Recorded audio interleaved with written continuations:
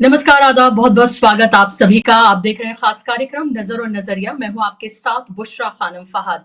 कल से white house से जो एक तस्वीर सामने आई है या फिर मैं कहूँ जो एक वीडियो सामने आई है, उसने चर्चाओं का बाज़ार पूरी दुनिया में गर्म कर दिया है। इसको लेकर अलग-अलग तरह की टिप्पणियाँ सामने आ रही हैं, इसको लेकर लोग अलग-अलग तरह से अपने रिएक्शंस दे रहे हैं। मैं यहाँ पर बात कर रही हूँ व्हाइट हाउस में जब ज़ेलेंस्की पहुँचे, यूक्रेन के प्रेज़िडेंट, और उन्होंने उनके ट्रंप के बीच और उनके बीच जिस तरह की बातचीत हुई है, जिस तरह की तल्ख वार्तालाप हुई है, उसके बाद पूरी दुनिया में इसको लेकर रिएक्शंस आ रहे हैं। कुछ लोगों का ये कहना है कि जो ट्रंप ने जिस तरह से बात कही, वो उनका तरीका गलत हो सकता है, लेकिन जो उन्होंने बात कही, वो बात गलत नहीं थी। वहीं ज़ेलेंस्की को लेकर भी लोगों में कई लोगों में हमदर्दी नज़र आ रही है, तो कुछ लोग ये कहते हुए नज़र आ रहे हैं कि युद्ध विराम के लिए दरअसल ये पूरी की पूरी चर्चा शुरू हुई थी और इसीलिए उनको बुलाया गया था कि जो लगभग 3 साल से यूक्रेन और रूस के बीच में जो युद्ध चल रहा है,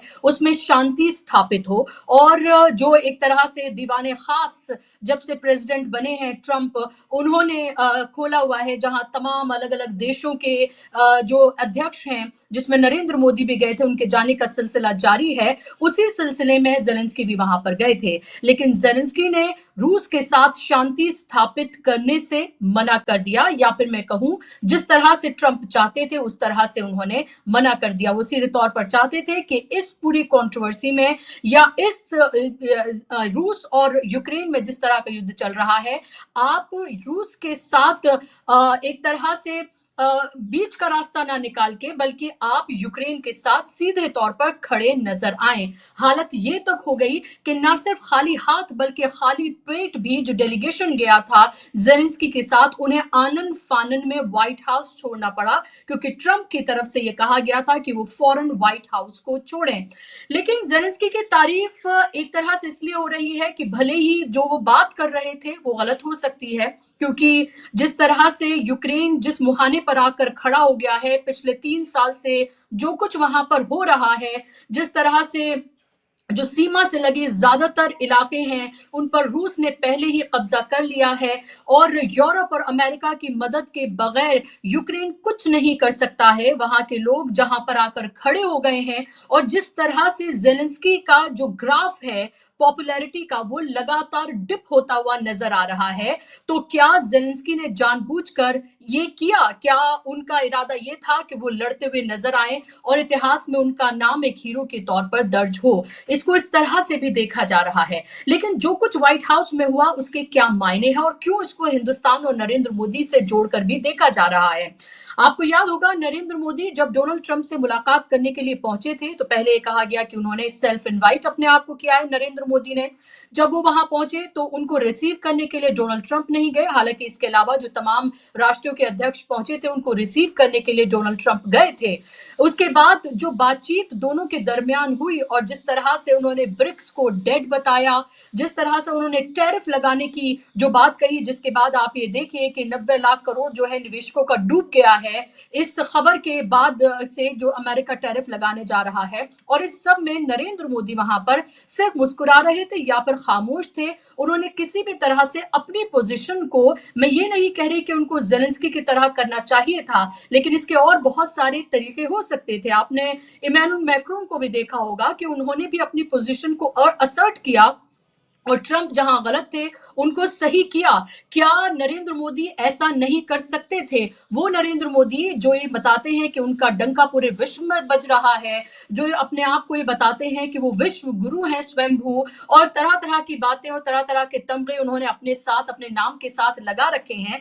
क्या वो अपनी बात को सही तरीके से, एक इज्जत के साथ, एक डिसेंसी के साथ क्या ट्रंप के सामने नहीं रख सकते थे? वो सिर्फ क्या इसी बात पर खुश होकर आ गए कि जब वो सिग्नेचर कर रहे थे तो ट्रंप उनकी कुर्सी के पीछे जो है वो खड़े हुए थे, उनका इंतजार कर रहे थे? क्या वो इसी बात पे सिर्फ खुश होकर वहां से आ गए कि ट्रंप ने उनको डियर फ्रेंड या फिर फ्रेंड कहा था और उसके बाद उन्होंने क्या कहा कि $21 मिलियन किस तरह से उनको दिए गए? तो अब ये तमाम तरह के सवाल उठ रहे हैं कि छोटे देश भी, जो हिंदुस्तान के आगे छोटे हैं, वो देश भी वहां जाकर ट्रंप के सामने आंखों में आंखें मिलाकर अपनी बात को रख रहे हैं। तो नरेंद्र मोदी आखिर इस तरह से अपनी बातों को क्यों नहीं रख पाए। लेकिन अभी भारत रूस के साथ खड़ा है या फिर वो यूक्रेन के साथ खड़ा है, ये एक बड़ा सवाल है। अमेरिका जो कर रहा है क्या वो उसके साथ खड़ा है, ये भी एक बड़ा सवाल है, क्योंकि उसको अपनी पोजीशन क्लियर करनी होगी कि इस तमाम जो पूरा का पूरा कॉन्फ्लिक्ट है उसमें भारत की क्या पोजीशन है। हालांकि अभी तक कोई ऑफिशियल स्टेटमेंट नहीं आया है, लेकिन आपको याद होगा कि प्रधानमंत्री नरेंद्र मोदी यूक्रेन भी गए थे और रूस भी गए थे, और यहां तक कहा गया था मीडिया के एक धड़े, और वो आपने पूरा देखा होगा पीआर स्टंट जो किया था कि पोपो ने वॉर रुकवा दी, वो सब भी आपने देखा था। इस सब के बीच प्रधानमंत्री का इस सब पर क्या वक्तव्य आता है, ऑफिशियल स्टेटमेंट क्या आता है, क्योंकि यूरोप के जो अलग अलग देश है उन सब की तरफ से स्टेटमेंट आया है। उन्होंने कहा है कि वो जेलेंस्की के साथ खड़े हैं, जाहिर सी बात है उन्हें खड़ा होना है। जेलेंस्की ये भी चाहते थे कि नेटो का मेंबर उनको बनाया जाए, और ट्रंप ये चाहते थे कि जो युद्ध है उस पर विराम लगे, और जो लगातार एड जो दी जा रही है, जो लगातार हथियार की सप्लाई, ये तमाम चीजें जो हैं उस पर रोक लगाई जाए, शांति स्थापित की जाए। लेकिन जेलेंस्की आखिर इन तमाम बातों पर अग्री क्यों नहीं हुए?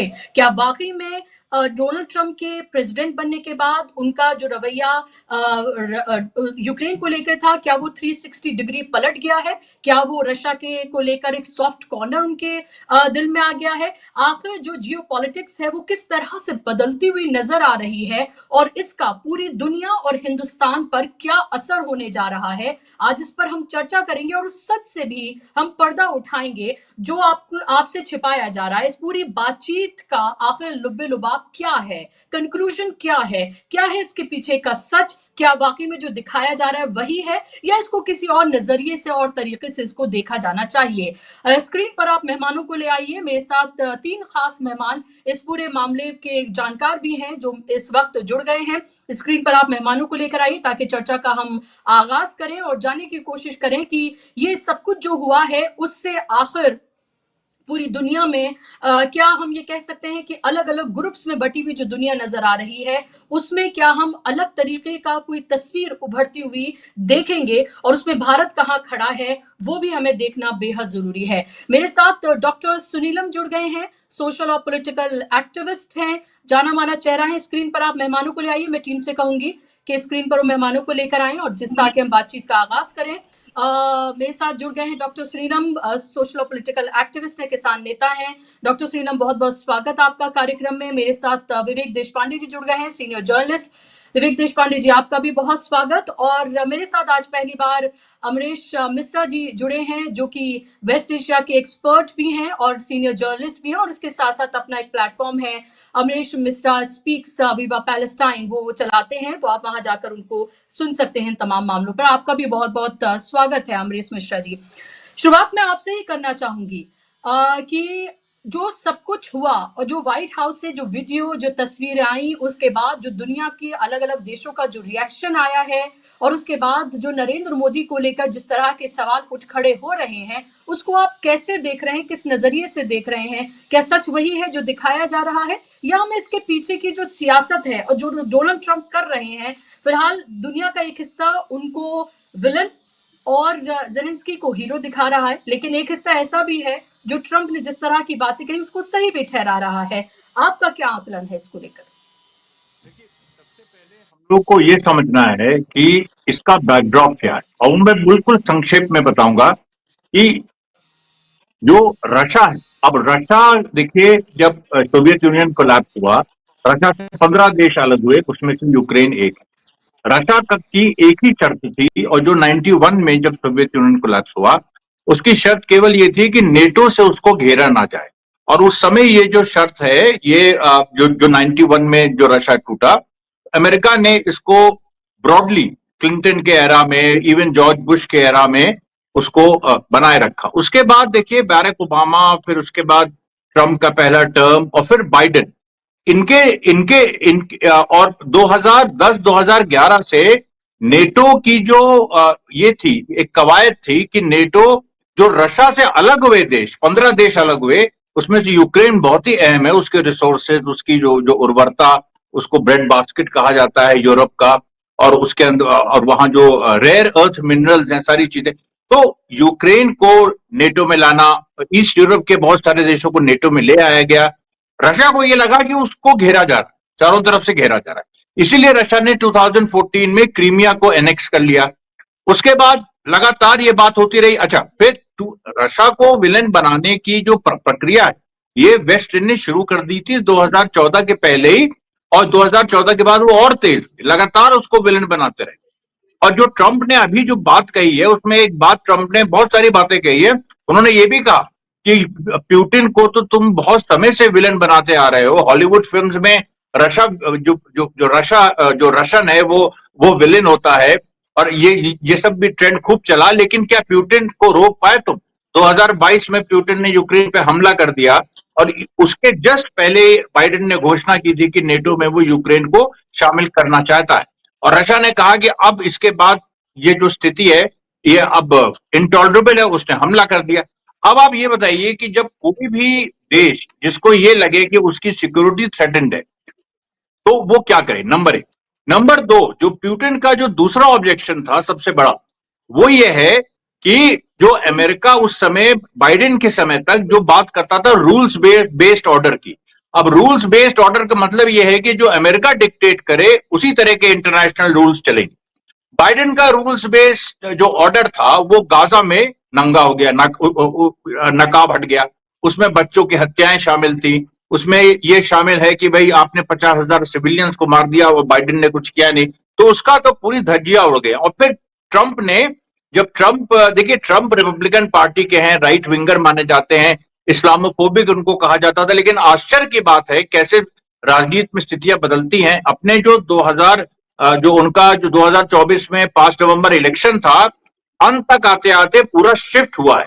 और ये मैं आपको बहुत ही साफ तौर पे बता दूं कि जो जूविश वोट है वो बाइडेन की तरफ गया, और जो मुस्लिम वोट है उसका बड़ा हिस्सा ट्रंप की तरफ चला गया, क्योंकि ट्रंप ने आखिरी समय ये कहना शुरू कर दिया था कि हम वॉर रोकना चाहते हैं। गाजा के बारे में बात करनी शुरू कर दी थी, ईरान के बारे में कि ईरान के साथ भी हम डील कर सकते हैं। मतलब जो एक इसराइल का एजेंडा था कि ईरान से युद्ध करो, वो उसने उससे किनारा कर लिया था। और ट्रंप ये समझ गया था कि जनता का मूड क्या है, और जनता जो एक तरह से जो एक अमेरिकन एस्टैब्लिशमेंट की जो पॉलिसीज थी, जो इंपीरियलिस्ट पॉलिसीज, जिसको हम लिबरल इंपीरियलिज्म कहते हैं, या वोक इंपीरियलिज्म कहते हैं, या वोक जायनिस्ट इंपीरियलिज्म कहते हैं, इन पॉलिसीज से अमेरिकन जनता तंग आ चुकी थी, और पैसा बहुत ज्यादा खर्च हो रहा था। पूरा अमेरिका इस समय इतने डेट में है।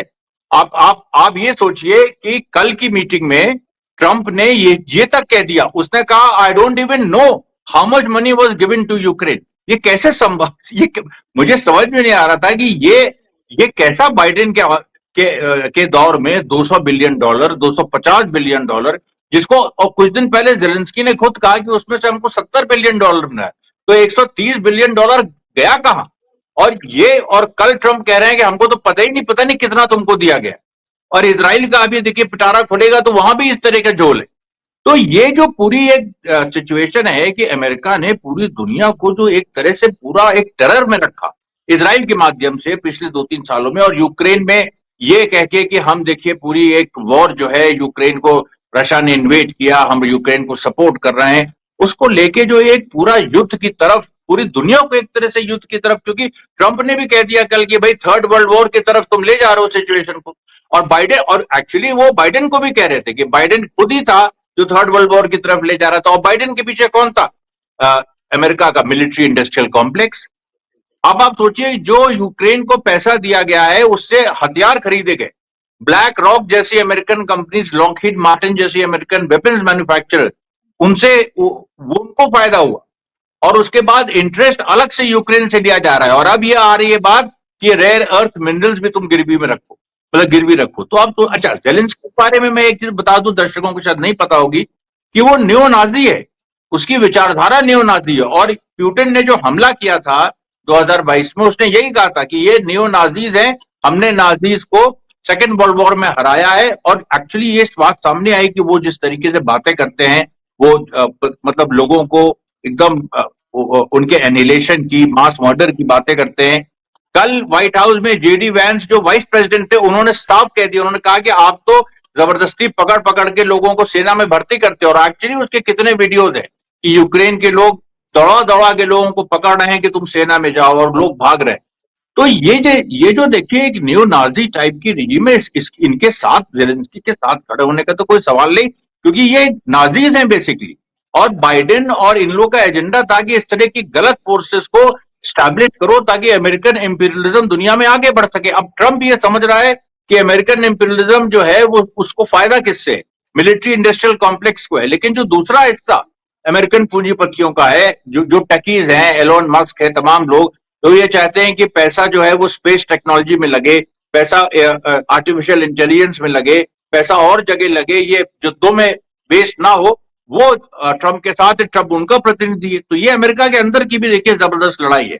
और इसमें मैं आखिरी बात यही कहूंगा, जो नरेंद्र मोदी जी जो वहां पर गए और उसके बाद जो अब देखिए, अब वहां पर जो पूरा मामला है, ट्रंप ने रेसिप्रोकल टैरिफ्स की बात कर दी। अब रेसिप्रोकल जो टैरिफ्स हैं उसका मतलब ये होगा कि कम से कम 5 ऐसे एरियाज हैं, इलेक्ट्रॉनिक्स, केमिकल्स, फार्मास्यूटिकल्स और ऑटोमोबाइल्स और लिकर। इन 5 एरियाज में जो इंडिया के अपनी लोकल बहुत सारे ब्रांड्स उभर गए थे, अब उनको बहुत बड़ा नुकसान होगा, क्योंकि अमेरिकन आप इंपोर्ट्स में ड्यूटी स्लैश करेंगे और उसमें वो उनकी मात्रा बढ़ेगी यहां पर, इंडिया को बहुत नुकसान होगा उससे। और ये उस तरीके का एक समझौता करके आए हैं जिसके बहुत ही खतरनाक परिणाम इंडियन इकोनॉमी के लिए उसके होंगे। अब लेकिन यहां पर बात जी आती है कि मोदी को वहां पर एक कुछ बोलना चाहिए था कि नहीं कुछ। अब वो देखिए एक अलग सवाल, वो एक अलग डिबेट ही है। यहां पर हम्म नरेंद्र मोदी को वहां पर क्या बोलना चाहिए था, उनको उनको शुरू से उन्होंने तो खैर बहुत ही आगे बढ़ के अब की बार ट्रंप सरकार बोल दिया था, फिर बाइडेन सरकार आ गई तो ट्रंप को भूल गए, फिर ट्रंप ने उनको इस बार कायदे से उनको ये लिया। दूसरे देखिए इंडिया, नरेंद्र मोदी जो है वो बहुत लंबे समय से इसराइल के देखिए साथ है, वो खुल के उन्होंने अभी यहाँ पर हालांकि इंडियन स्टेट फिलिस्तीन मतलब 2 स्टेट सोल्यूशन के साथ है और फिलिस्तीन के साथ टेक्निकली है, लेकिन अंदर से वो इसराइल के पक्ष में ये सारी बातें आ चुकी हैं। यहाँ से हथियार भी बन के गए हैं अडानी और जो इजरायली कंपनीज का जो अपना कोलैबोरेशन है, ड्रोन्स गए, इसके बारे में बहुत ये बवाल भी हुआ था।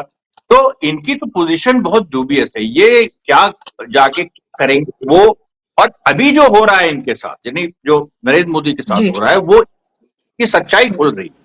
इनकी सच्चाई खुल रही है कि एक्चुअली ये इनको इंटरनेशनल स्टेज पे सीरियसली नहीं लिया जाता है, इंडिया को इंटरनेशनल स्टेज पे सीरियसली नहीं लिया गया है।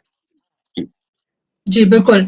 ज़ाहिर सी बात है और बहुत महत्वपूर्ण बातें आपने यहाँ पर रखी हैं और ख़ास तौर पर जिस तरह का पूरा अभी सिचुएशन उभर कर आई है। लेकिन डॉक्टर सुनीलम, आपका क्या टेक है इस पूरे मामले पर? आप इसको कहाँ देखते हैं और कैसे देखते हैं जो पूरी की पूरी हमने जो मैं इसे कन्वर्सेशन तो नहीं कहूँगी, कोई कन्वर्सेशन नहीं हुई थी, बस लग रहा था हाथापाई की कसर रह गई, उसके अलावा सब कुछ हुआ, ज़ेलेंस्की और ट्रंप और जो उपराष्ट्रपति थे उन सब के बीच में। लेकिन कैसे देख रहे हैं आप इस सबको? भारत की स्थिति को इसमें कहाँ देख रहे हैं? और इस पूरे के पूरे उसमें क्या ज़ेलेंस्की को हीरो बन के देखना चाहिए? क्या उनको ये देखना चाहिए इस तरह से कि वो लड़ते हुए नज़र आए, लेकिन वाक़ई में क्या वो अक्लमंदी से लड़ते हुए नज़र आए? बहुत शुक्रिया विश्वा जी। सर मिश्रा जी ने बहुत अच्छा बैकग्राउंड पूरा दिया है, लेकिन हमारा जो विषय है वो दोनों की बातचीत का विषय है। जिस तरीके से ट्रीट किया गया, मुझे लगता है कि भारतीय संस्कृति में, भारतीय परंपरा में किसी गेस्ट को बुला करके इस तरीके से अपमानित करना, मुझे लगता है कि ये अमेरिकन्स की एक पूरी दुनिया के अंदर जो छवि थी उसको उसने और ज्यादा बिगाड़ने का काम किया। ऐसा कैसे कर सकते हो भाई? आपको बात करना है, आप कह रहे हो कि मूर्ख है। एलन मस्क ने कह दिया कि उसने अपनी बर्बादी का रास्ता उसने प्रशस्त कर दिया है। ये सब तो बातें आपको, मतलब ज़ेलेंस्की जो है वो जो बात कर रहे थे, कोई वो नई बात नहीं कर रहे थे, लेकिन आपने जिस तरीके से ट्रीट किया, तो उससे पहले मेरा ट्रीटमेंट वाला पार्ट है कि वो बहुत गलत है। नंबर 2, ज़ेलेंस्की ने जिस तरीके से उन्हें चुनौती दी, आंख से आंख मिला करके चुनौती दी, पंजा लड़ाने का काम जिस तरीके से किया, तो मैं ये मानता हूं कि यूक्रेन जो है एक तरीके से पूरे डिपेंडेंट है ना। मतलब उसकी हालत तो आप सोचिए, एक ऐसा मुल्क जो 91 के अंदर बना हो, और फिर ये तो कॉमेडियन पॉलिटिशियन है ना, इनको अगर आप खोल करके देखेंगे इनके बारे में तो ये तो कॉमेडी करते थे जेलेंस्की, और जो है वहां की 73% जनता ने वोट दिया है और ये चुने गए हैं। अब ये बात एकदम साफ है। तो इनके जो पूरे व्यूज हैं, है ना, वो व्यूज वही हैं जो मिश्रा जी ने कहे हैं। न्यू नाजी वाला जो पूरा आइडियोलॉजी है उसके ऊपर चलने वाले ये व्यूज हैं, ये बात एकदम साफ है। लेकिन वहां पर जो उन्होंने जो बात की तो उनके सामने विकल्प क्या था? विकल्प तो उनके सामने एक ये था कि भाई क्या चाह रहा है अमेरिका? ये चाह रहा है कि माइंस एंड मिनरल्स को लेकर के आप उसके साथ डील करो, उसको आप बेच दो। ये तो जब कनाडा को अपना हिस्सा बोल रहे हैं, ग्रीनलैंड को जो अपना हिस्सा बोल रहे हैं, तमाम सारे देशों के ऊपर कब्जा करने वो कर रहा है, तो दुनिया का सबसे बड़ा नाजी फेस जो है इस समय मेरे हिसाब से तो डोनाल्ड ट्रंप है। और वो अगर ये कह रहे हैं कि भाई मेरे को टुकड़ा आप दे दो, मेरे साथ में पूरी डील कर दो, और वो कहते हैं कि मैं डील करने को तैयार नहीं हूं, मैं लड़ता रहा हूं, और आप अगर थ्रेट करने का काम करोगे तो अब सवाल ये है, देखिए यहां पर, कि जो युद्ध है वो युद्ध किसने शुरू किया, क्यों शुरू किया, उसका एक बैकग्राउंड मिश्रा जी ने दे दिया है। लेकिन एक पूरी दुनिया के अंदर आर्म्स लॉबी है ना, आर्म्स लॉबी ने कुल मिलाकर के यूक्रेन के अंदर अभी तक जो खर्चा है $500 बिलियन से ज्यादा का खर्चा हुआ। इसके अंदर $300 बिलियन के तो कम से कम हथियार खप गए हैं, है ना। तो ये तो हथियार बनाने वाले जो इंडस्ट्री है, जो बिजनेस लोग हैं, या जो एक मिलिट्री एस्टेब्लिशमेंट है का, ये पैसा तो उनके पास जा रहा है, ये पैसा तो पूरा अमेरिका की कंपनियों के पास में जा रहा है। ये एक बात है। तो मेरा कहना ये है कि उन्होंने जिस तरीके से वो डिक्टेट करने की कोशिश कर रहे थे ट्रंप, उसका सही जवाब देने का काम किया, और जिस तरीके से उनके साथ में ट्रीटमेंट किया गया वो गलत किया गया। ये मेरा एक बात है। अब सवाल आगे जाइए आप। आगे का सवाल ये है कि यूक्रेन के साथ में 57 देश खड़े हैं। मैं अभी देख रहा था 25 से ज्यादा देशों के प्रीमियर्स ने उनके समर्थन के अंदर बयान देने का काम किया है।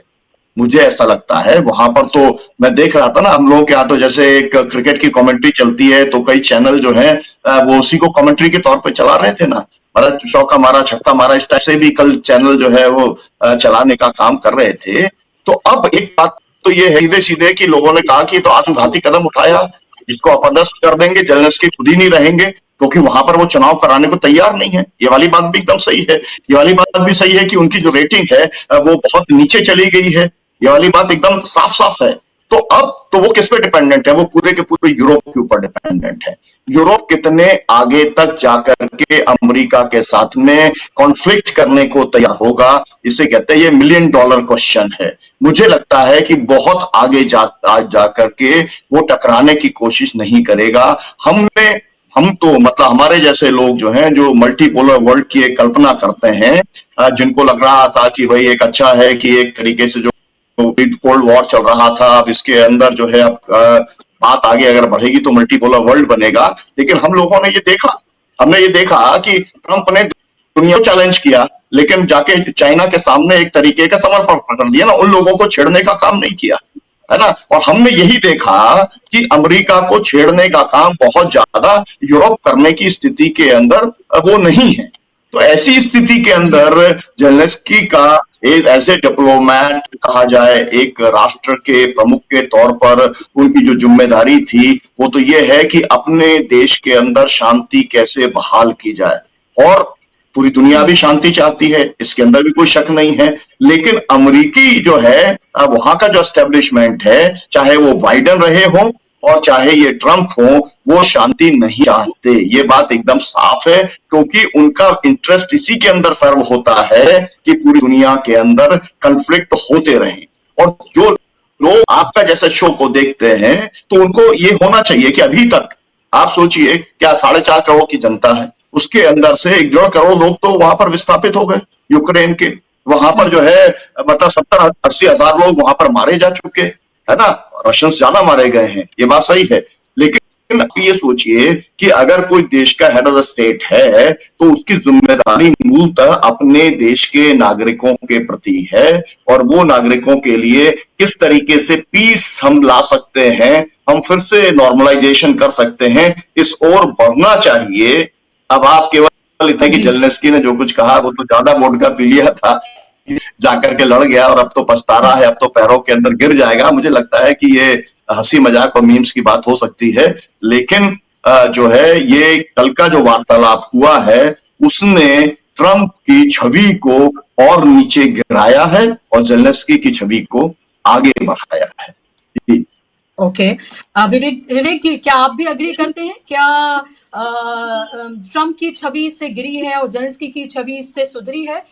शांति की बात हो रही थी, शांति स्थापित करने की, और उसमें जिस तरह की फिर पूरी की पूरी जो बातचीत हुई है, जब उन्होंने मना किया और जिस तरह से शांति स्थापित करने की बात ट्रम्प कर रहे थे, उसके बाद ये विवाद पूरा बढ़ा है। और ये भी खबर है, एक टीवी चैनल को जब इंटरव्यू दे रहे थे तो एक तरह से माफी तो नहीं, लेकिन उसी अंदाज में जेलेंस्की नजर आ रहे थे, उन्हें अपनी गलती का एहसास हो रहा था। उनकी रेटिंग लगातार डिप हुई है, इलेक्शन वो वहां कराना नहीं चाहते हैं, वो शायद लड़ते हुए अपना नाम इतिहास में दर्ज करना चाहते हैं, लेकिन क्या इसकी कीमत उनके देश के लोग नहीं चुकाएंगे? तो 3 साल से ज्यादा वक्त से एक ऐसे युद्ध में है और लगातार जो सीमा से जो लगे हुए इलाके हैं रशिया के, वो उन पर तो ज्यादातर पहले ही रशिया ने कब्जा कर लिया है। तो आगे की फिर स्थिति और कैसे देखते हैं आप इस पूरी कॉन्वर्जेशन को जो हुई है?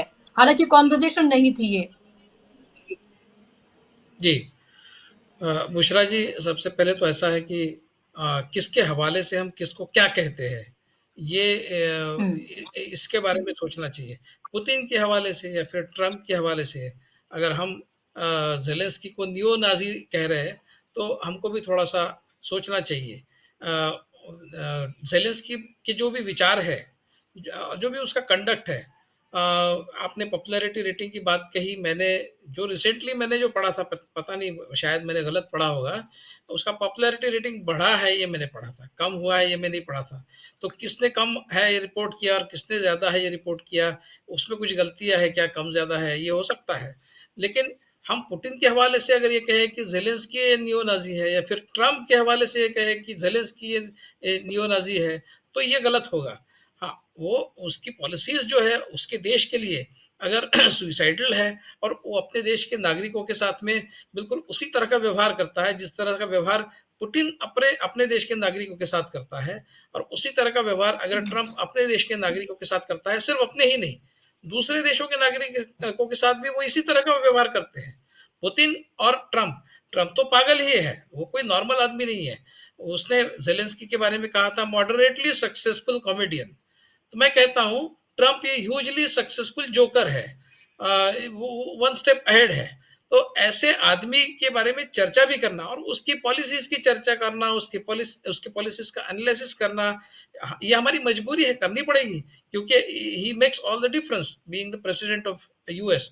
फर्क पड़ता है जब पागल कोई इस तरह से दुनिया में हड़कंप मचाता है, तो उसकी चर्चा करनी पड़ती है, हमारी मजबूरी है, क्योंकि उससे हम भी अफेक्ट होते हैं। तो ये जो दोनों हैं ट्रंप और पुतिन, हमको ये भी पता है कि इतिहास में जब जब ये ट्रंप पहले प्रेसिडेंट थे, इससे पहले जब इनका टर्न था, उस समय ट्रंप के बेटे और पुतिन और इनके बीच में क्या चल रहा था, मतलब यहाँ तक बात हुई थी कि ट्रंप और पुतिन जो है वो एक दूसरे के साथ मिले हुए हैं, ये भी बात चल रही थी। क्या मजबूरी ऐसी है कि ट्रंप जेलेंस्की को दबाना चाहते हैं और पुतिन को मदद करना चाहते हैं? ये जो पीस, तथाकथित जो पीस वो लाना चाहते हैं, वो पीस के लिए वो पुतिन को बिल्कुल प्रेशराइज नहीं कर रहे, वो जेलेंस्की को प्रेशराइज कर रहे। इसका सीधा अर्थ ये है कि आप पीछे हटो, और पुतिन के लिए वो कुछ नहीं कह रहे। तो ये जो इम्बैलेंस है, ये अप्रोच में इम्बैलेंस है, यही अपने आप में बताता है कि ट्रंप और पुतिन इनके बीच में कुछ पक रहा है। और ये अच्छी बात है कि यूरोप के ज्यादातर देशों ने इसमें ट्रंप का साथ नहीं दिया और वो यूक्रेन के साथ खड़े हैं। अब यूक्रेन ने नाटो के साथ जाना चाहिए नहीं जाना चाहिए, उसका उनका अधिकार का मामला है। कोई दूसरा देश उनको ये नहीं कह सकता कि आप नाटो में नहीं जा सकते, या फिर नाटो से आप ये नहीं कह सकते कि आप यूक्रेन को अपने साथ नहीं ला सकते, क्योंकि वो एक सोवराइन देश है। उसको अगर नाटो के साथ जाना है तो नाटो के साथ जाएगा। तो ये जो है, ये प्रेफरेंस की बात, जो उनका अपना अधिकार है कुल मिलाकर। और ठीक है, मतलब Putin calling Zelensky neo Nazi is like pot calling the kettle black, बिल्कुल उसी तरह की स्थिति है। ये नियो नाजी से भी गए गुजरे और खतरनाक है पुतिन। तो हमको देखना चाहिए कि कौन है आज की तारीख में जिसके साथ खड़ा होना जरूरी है। हम पुतिन के साथ तो खड़े नहीं रह सकते, हमको खड़े अगर रहना है तो जेलेंस्की के साथ ही रहना है। बाद में जेलेंस्की के साथ में क्या करना है, अगर वो नियो नाजी पॉलिसीज इंप्लीमेंट करता है, उसके साथ में बाद में डील किया जा सकता है। लेकिन आज की स्थिति में किसके साथ खड़ा रहना है ये स्पष्ट है। उसमें मुझे नहीं लगता कहीं भी कि कोई भी ऐसी स्थिति है जिसमें किसी को भी पुतिन और ट्रंप के साथ खड़ा रहना चाहिए, और जेलेंस्की को जिस तरह का ट्रीटमेंट व्हाइट हाउस में मिला उसको जस्टिफाई कोई करे, इस तरह की आज की स्थिति नहीं बनी है। जहां तक भारत का सवाल है, हमने देखा है कि हमारे जो विदेश मंत्री है उन्होंने ये कहा था कि भाई हम तो चाइना के साथ में कुछ नहीं कर सकते, वो तो बहुत पावरफुल देश है। तो मैंने पिछले बार भी शायद आपके चैनल पे किसी और चैनल पे कहा कि ये शिवाजी महाराज का नाम लेते हैं। शिवाजी महाराज ने औरंगजेब बहुत पावरफुल है, मैं उसके साथ नहीं लड़ सकता, ऐसा कभी नहीं कहा। अगर आप शिवाजी के फॉलोअर है तो आपको लड़ना होगा चाइना के साथ, और आप ही ने कहा था कि भाई चाइना को लाल आग दिखाना चाहिए, तो आप दिखाइए अब। तो ये सारी कहने की बातें हैं, ये भी डरपोक है। आप ये कहिए as a matter of policy, ठीक है, हो सकता है फॉरेन पॉलिसी का एक पोजीशन हो सकता है कि जो ताकतवर है उसके साथ में ज्यादा खिलवाड़ न करे, उसको उसके साथ में संभल के रहे, ये एक पॉलिसी टूल हो सकता है, फॉरेन पॉलिसी का ये टूल हो सकता है। लेकिन आप फिर ये दूसरी तरफ ब्रेवाडो दिखाने की कोशिश मत कीजिए। पीस का इनिशिएटिव है, अगर पीसफुल आपको और टैक्टफुली रहना है तो सबके साथ टैक्टफुली रहिए। तो ये केवल एक दिखावा है भारत का। और फिर एक बार ट्रंप सरकार कहने वाले जो मोदी जी है उनको समझ में नहीं आ रहा है कि ट्रंप के साथ किस तरह से डील किया जाए, क्योंकि जब कोई आदमी पागल होता है तो उसके पागलपन में कोई मेथड है तो आप उसको डील कर सकते हैं, लेकिन उसके पागलपन में कोई मेथड ही नहीं है। तो आज एक मुद्दे पर आप उसके साथ में कुछ कॉम्प्रोमाइज कर लेंगे, लेकिन वो सिमिलर सिचुएशन में बिल्कुल उल्टा पोजीशन भी ले सकता है फिर कभी, तो उसके साथ आप कैसा डील करेंगे? जो जिसके कंडक्ट का, जिसके बिहेवियर का कोई एक पैटर्न नहीं है, उसके साथ आप डील कैसे करेंगे? तो जो एनालिस्ट, फॉरेन पॉलिसी एनालिस्ट इस तरह की बातें, आर्टिकल्स लिखते हैं कि हमको देखना चाहिए कि हमारा इंटरेस्ट किस बात में, लेकिन हमारा इंटरेस्ट देखना ये सही बात है, बिल्कुल उसी तरह से हमने बिहेव करना चाहिए, उसी तरह से हमारा कंडक्ट होना चाहिए। लेकिन किसी के बिहेवियर में कोई पैटर्न हो तो हम उसके साथ में एडजस्ट हो। आज एक, कल दूसरा, परसों तीसरा, और नरसों फिर पहले वाला। इस तरह का अगर किसी का कंडक्ट हो, जिस तरह से ट्रंप बिहेव करता है, तो आप उसके साथ कैसे डील करेंगे? इसलिए आपको ट्रंप के साथ में एक ही पोजीशन लेनी पड़ेगी, भाई you have to behave reasonably with us. जिस तरह से वो हमारे ऊपर टैरिफ लगाना चाहता है, जो उसका अधिकार है, ठीक है, तो उसके साथ में हम उसको, उसके एवज में, भाई आप टैरिफ मत लगाइए, उसके एवज में हमको ये दीजिए। आप क्विड प्रो को आप कुछ भी नहीं करा रहे, आप वो जो बोल रहे हैं उसके साथ में उस डील पर साइन कर रहे हैं। आप हमारे जो वहां पर इमिग्रेंट्स है, इलीगल इमिग्रेंट्स, उनको सम्मान पूर्वक वहां से लाया जाए, इसकी भी तजवीज नहीं कर रहे। उसका कारण अलग है, मैंने पिछले बार आप शो में कहा था कि ये उदाहरण बनाना चाहते हैं उन लोगों का कि फिर से अगर कोई इस तरह से काम करेगा तो उसको इसी तरह से अपमानित होकर आना पड़ेगा, हाथ पैर बांध कर आना पड़ेगा। इसलिए भारत की सरकार उन लोगों का साथ नहीं दे रही है, क्योंकि उनका उदाहरण बनाना चाहती है। इसमें ये ट्रंप के साथ में खड़े हैं, ये हमको ध्यान में रखना पड़ेगा कि हमारे नागरिकों की वहां जो हालत हुई है, उनको जिस तरह से लाया गया, उसमें ये ट्रंप के साथ में खड़े हैं। बाकी कुछ देशों ने अपने नागरिकों को सम्मान पूर्वक लाया है। तो ये इतने सारे डील एक तरफ हो रहे थे और दूसरी तरफ हमारे नागरिकों को अपमानजनक तरीके से लाया जा रहा था, और उधर से मोदी जी ये भी कह रहे थे कि ये ह्यूमन ट्रैफिकिंग है। अगर ये ह्यूमन ट्रैफिकिंग है, इसका मतलब हमारे लोग तो उसके विक्टिम हुए, वो तो परपेट्रेटर्स नहीं है ना, परपेट्रेटर्स कोई और है। तो विक्टिम्स के साथ इस तरह से बिहेव नहीं करना चाहिए, विक्टिम्स को इस तरह से ट्रीट नहीं करना चाहिए। ये स्टैंड न लेते हुए आपने उनको हाथ पर बांध के उसको भेजने की अनुमति कैसे दी? आपने ट्रंप को रोका क्यों नहीं? क्योंकि आप ट्रंप के साथ थे उस समय। तो ये जो हमारे जो इस सरकार का देखने का जो नजरिया है, वो खुद ही इतना विशिएटेड है कि हमको समझ में नहीं आ रहा है कि हम उसके साथ कैसे डील करें। तो हम सोच रहे हैं कि हम ट्रंप को खुश रखें, लेकिन एक पागल को आप कितने दिन तक खुश रख सकते हैं? वो कल फिर एक बार इसी तरह से कुछ करेगा, आप कितने दिन तक उसको, उसकी दाढ़ी को हाथ लगाते रहेंगे? ये जो मामला है, ये इतना पेचीदा है कि आपको कभी ना कभी ट्रंप के साथ एक कड़ा रुख अख्तियार करना ही पड़ेगा, आज नहीं कल।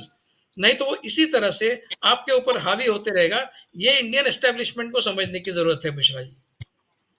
जी, आपने जो आखिर में बात कही है वो महत्वपूर्ण है। और अमरीश जी, ये बात क्या भारत इस स्थिति में फिलहाल है कि वो जैसे ज़ेलेंस्की ने, उनको लेकर अलग-अलग तरह के लोग रिएक्शंस दे रहे हैं, कुछ लोग उनके साथ खड़े हैं, कुछ कह रहे हैं कि उन्होंने अपनी ही आवाम के लिए, जनता के लिए उन्होंने खुद मुश्किलें खड़ी कर दी हैं और उनकी पॉपुलैरिटी का ग्राफ नीचे जा रहा है, इसलिए वो इतिहास में एक हीरो की तरह दर्ज होना चाहते हैं, लड़ते हुए दिखना चाहते हैं। और उन्होंने अपने बारे में सोचा, अपने देश के लोगों के बारे में नहीं सोचा, जो लगातार जाने गंवा रहे हैं और किस तरह से विस्थापित होकर जीने पर मजबूर है और क्या कुछ उनके साथ हो रहा है और कैसे बिना अमेरिका और यूरोप की मदद के कुछ भी नहीं कर सकता है यूक्रेन। लेकिन भारत की स्थिति को फिलहाल आप कैसे देखते हैं? भारत इस स्थिति में है कि उसको आंख दिखानी चाहिए थी, उसको एक तरीके से बात करनी चाहिए थी ट्रंप से, जिस तरह से जेलेंस्की या फिर हमने इमैनुअल मैक्रों को भी देखा था, वो जब उन्होंने ट्रंप को बीच में रोका था। क्या हिंदुस्तान, क्या नरेंद्र मोदी को ऐसा करना चाहिए था, खासतौर पर जिस तरह से हमारे जो अप्रवासी भारतीय हैं उनको भेजा गया, या टैरिफ लगाने की जो बात की गई, या ब्रिक्स को लेकर के वो डेड है, इस तरह की बातें जो कही गई? देखिए, इसमें तो कोई दो राय नहीं है कि जिस तरह से हमारे वहां पर जो इमिग्रेंट्स थे उनको भेजा गया, वो एक जानवरों की तरह उनको भेजा गया और उस पर जो भारत ने स्टैंड नहीं लिया, ये बहुत ही ज्यादा दुखद है, क्योंकि कोलंबिया ने और तमाम और देशों ने स्टैंड लिया। उन्होंने अच्छी तरह से उनके इमिग्रेंट्स, मतलब अपेक्षाकृत, अच्छी तरह से तो खैर नहीं, अपेक्षाकृत भारत वाली जो स्थिति थी वो वहां नहीं थी। और भारत ट्रेडिशनली बहुत सालों से इस तरीके का है कि वो अपने जो बाहर लोग फंसे होते हैं उनको सम्मानजनक तरीके से वापस नहीं ला पाता है किसी भी ट्रैक से। मैं देखिए यहाँ दूसरी बात कहूंगा, जो भारत का जो रुख, भारत के भी सिचुएशन आप समझिए और उसके पहले दुनिया की सिचुएशन समझना जरूरी है। जब 2014 में नरेंद्र मोदी पावर में आए थे तो दुनिया फर्क थी, दुनिया कहीं ना कहीं यूनिपोलर उस पर खड़ी थी, बट अमेरिका का डोमिनेशन था। और अमेरिका के साथ कभी मत भूलिएगा कि अमेरिका और इजराइल उनके साथ चस्पा है, अमेरिका के साथ अमेरिका इजराइल का डोमिनेशन अनक्वेश्चन था। तो मोदी की आप देखिए एक ऐसे एजेंडे पे पावर में थे जो एक राइट विंग एजेंडा था और जो मेल खाता था उस समय हालांकि अमेरिका में बैरक ओबामा का रूल था, लेकिन इंटरनेशनल लेवल पे वो लोग गद्दाफी को वहां पर मरवा चुके थे। उन लोगों ने सीरिया में सिविल वॉर कराने की कोशिश की थी, रिजीम चेंज कराने की कोशिश की थी। तो एक राइट विंग एजेंडे पे अमेरिका चल रहा था, इजराइल के साथ बिल्कुल नक्शी था। और नरेंद्र मोदी की नेतन्याहू से खास दोस्ती, वो आते ही वहां गए, वो सबको पता है, वो समुद्र। अब वैसी स्थिति नहीं रही, ये सिचुएशन बदली है 7 अक्टूबर 2023 से।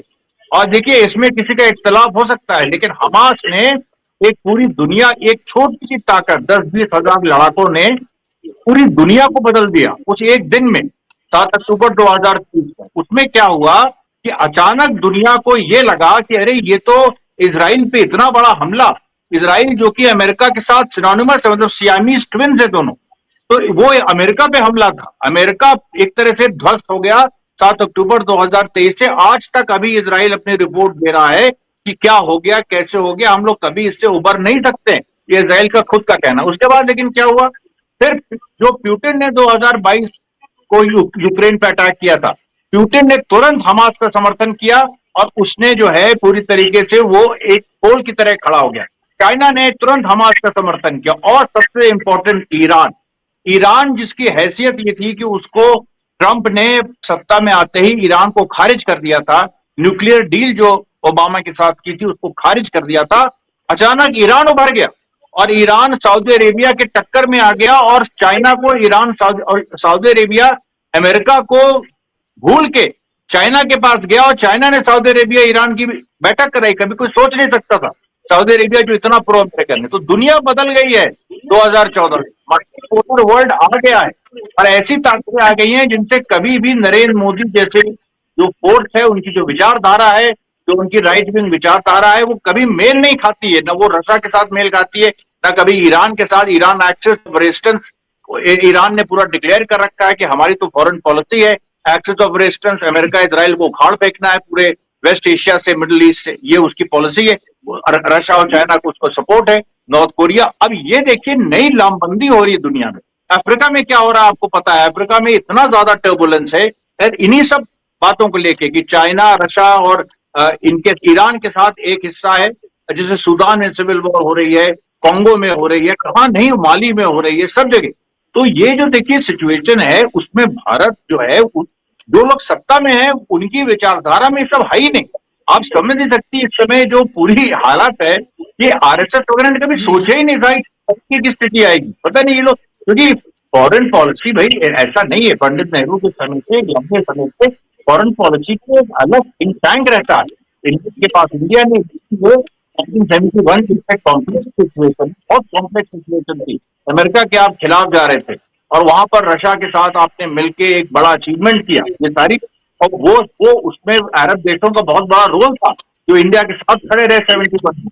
और वो देखिए, तो अभी आज की स्थिति एकदम, यहाँ पर चाहे जितना आप दुबई जाके और वहां पर मंदिर बनवा लीजिए, ये करा लीजिए, लेकिन वहां लोग आपके साथ नहीं है।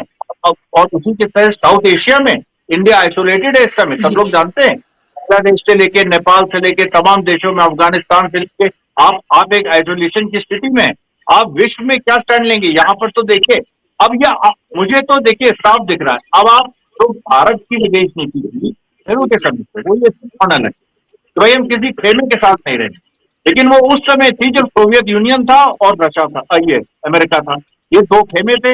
ये थर्ड रास्ता था नॉन अलाइनमेंट का, जो नेहरू ने दिया, जो लंबे समय तक चला। ये एक तरह से हम कहते हैं कि गिव एंड टेक 2014 तक चला। फिर मुक्ति के आने से एक ये हुआ कि नहीं, यूएस इजराइल की टक्कर जाए, सोवियत यूनियन रहा नहीं था, रशिया उभरा नहीं था उस तरह से। अब उसके बाद जब रशिया उभर गया है और रशिया के साथ साथ और भी पोल्स उभर गए, और यहीं पर यूरोप जो एक पोल जो अमेरिका के साथ था, यूरोप के अंदर क्राइसिस हो गई है, क्योंकि यूरोप की कोई रेलिवेंस नहीं रह गई। यूरोप की जो इकोनॉमी है, यूरोप की पूरी सिचुएशन है, थर्ड वर्ल्ड कंट्री जैसी बात, मतलब वहां स्थिति है, और यूरोप के पास हथियार नहीं, सेना नहीं। अब आप सोचिए 80,000 सेना इंग्लैंड के पास है और वो कह रही है कि हम ट्रूप्स भेजेंगे यूक्रेन को। मतलब ये हालत, ये जो पूरी एक अजीब ट्रम्प को पागल कहा। मैं तो कहूंगा यूरोप का पूरे इस समय मति भ्रष्ट है। भारत में मैं फिर से आता हूँ बुशरा जी, भारत में मैं फिर से आता हूँ, ये तो समझने की जरूरत है। दुनिया इस समय दो फाड़ हो गई है। आप अगर फिलिस्तीन, हमास, ईरान, रशिया, चाइना के साथ नहीं है तो आप उनके साथ हैं, यूएस इजराइल के साथ। यूएस इजराइल के साथ नहीं ना इनके साथ है, तो फिर आपका क्या होगा भगवान मान। ये बिल्कुल क्लियर, ये बिल्कुल क्लियर, इसमें आपको स्टैंड लेना पड़ेगा, एक स्टैंड एक किसी के साथ आपको लेना। अच्छा हाँ, इसमें मैं एक चीज जोड़ दूं, आपने जो आखिर में बात कही है जी, आखिर में जो आपने बात कही है सबसे महत्वपूर्ण, वक्त की कमी है इसलिए आपको रोक रही हूँ, और संक्षेप में आप दोनों से, विवेक जी आपसे भी और श्रीलम जी आपसे भी, ये बात जो मैंने शुरू में भी कही थी कि हमें ये तय करना होगा कि हम किस तरफ खड़े हैं, क्योंकि दुनिया जिस मुहाने पर आकर खड़ी हुई है और जिस तरह से उसके दो फाड़ हुए हैं, बहुत सही अमरीश जी ने यहाँ पर कहा, उसमें ये बिल्कुल तय है कि आप जो जिस तरह से देश का एक तरह से एक बुके बन गया है, अलग अलग तरीके से जो एक दूसरे के साथ खड़े हुए हैं अपने अपने मफाद में, आप उसमें भारत को कहाँ देखते हैं? क्योंकि दोनों के बीच में क्या हुआ, ज़ेलेंस्की और ट्रम्प के बीच में क्या हुआ, वो एक तरह का एग्जाम्पल है कि वो एक सरफरा आदमी, वो कुछ भी किसी के साथ कभी भी कर सकता है। उसने नरेंद्र मोदी के साथ क्या किया वो भी हमने देखा, लेकिन नरेंद्र मोदी खामोश नजर आए और बिल्कुल वहां मुस्कुराते हुए नजर आए, और फिर हिंदुस्तान में भी आकर कोई इसको लेकर कोई बातचीत नहीं की गई। अभी भारत की स्थिति क्या देखते हैं संक्षेप में, और किस तरफ आप खड़ा देखते हैं हिंदुस्तान को? क्या हमारी कोई विदेश नीति फिलहाल आपको क्लियर कट नजर आती है? जी अनम्यूट कर लीजिए जी। हाँ सुनीलन जी, आपकी आवाज नहीं आ रही। हेलो हेलो, आवाज आ रही मेरी? जी, मैं कह रहा हूं कि नरेंद्र मोदी जी की ट्रंप साहब के सामने घिघी बंधी हुई थी, ये हमने देखा, और अपने लोगों को हथकड़ी बेड़ी के अंदर आते हुए देखा। तो ये वाली बात साफ है कि हमारा जो प्रधानमंत्री है उसकी अपनी कोई रीढ़ की हड्डी नहीं है, और उसने पूरे देश का दुनिया में विशेष तौर पर ट्रंप के सामने, अमेरिकियों के सामने अपमान कराया है। ये पहली बात है। दूसरी बात यह है कि ज्यूइश लॉबी हावी है, अमेरिका को वो चलाती है। उसी के चलते आपको मालूम है कि 3 लाख फिलिस्तीनियों की हत्या हो गई। इसके बावजूद जो है उसके अंदर पूरी दुनिया के अंदर जो फिलिस्तीनियों का लोग साथ देते रहे, समर्थन करते रहे, लिप सर्विस करते रहे, लेकिन वहां पर कुछ नहीं हुआ क्योंकि जो है ज्यूइश लॉबी इतनी स्ट्रांग थी।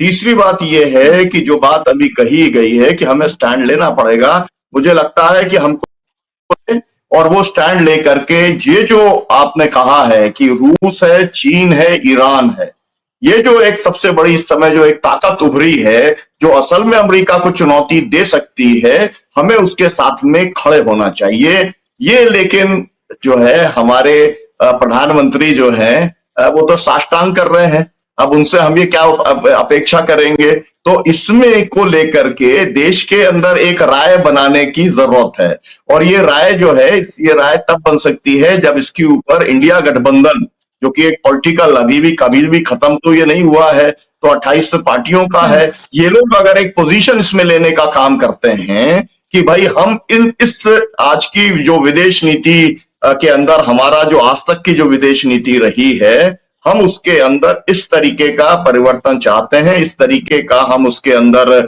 जो है वो जुड़ाव चाहते हैं, और मुझे लगता है कि वो संभव है, क्योंकि ईरान के साथ में भारत के बहुत नजदीकी रिश्ते रहे हैं, पुराने रिश्ते हैं, रूस के साथ रिश्ते हैं, चीन के साथ में ये जो पूरा बॉर्डर वाला चलता है, इसका कोई ना कोई रास्ता निकालना चाहिए, लेकिन वहां पर भी समर्पण किया हुआ है।